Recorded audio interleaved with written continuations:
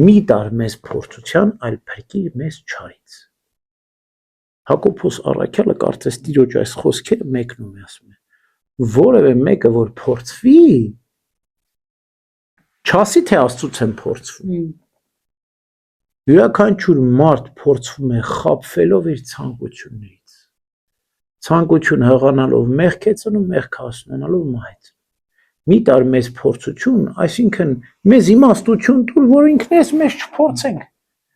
մեր գլխին չծարքենք, որովհետև մարդ փորձվում է խաբվելով իր ցանկությունից։ Եվան ինչպես փորձվեց, իր ցանկությունից խաբվելով, սատանային լսելով, ականջ դնելով, հլկային տենամ ինչ ասում, բախի դու Ադամին չես լսում, օձին ես լսում։ Աստված ասել էր Ադամին, մի կեր, չուտեիր։ Հիմա դու ավելի իմաստուն ես, որ օձին ես դու լսում։ Եվ ցանկությունը խաբեց Եվային, մեզ էլ ցանկություն, ինչ ցանկություն խաբեց։ Գեղեցիկ տեսք ունի, լավ հոտ ունի, համը չճաշակեմ։ Դե բավարարվեր տեսքով հոտով էլի, այդ համն էլ չճաշակիր, այդքան պատուղներ կան։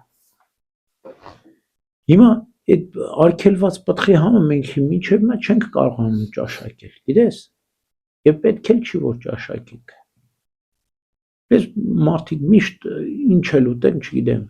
խնձոր ուտեն, անանաս ուտեն, մանգո ուտեն, ինչ պտուղ էլ ուտեն, մի տեսակ իրանց մտքում, իրանց սրտում էլ ինչ-որ մի բան պակաս է։ Արգելված պտղի համն է, համաձայն եք ինձ։ Միշտ ինչ-որ մի բան մեզ պակաս է, որտեղ մենք այդ արգելված պտղը չպետք է ուտենք,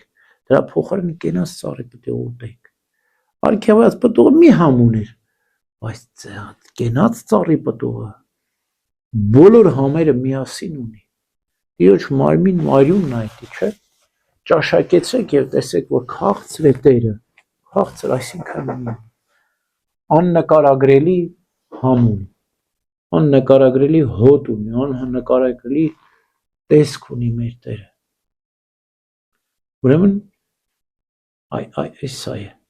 մենք ճաշակենք, որ քաղցր է Տերը։ Ամեն։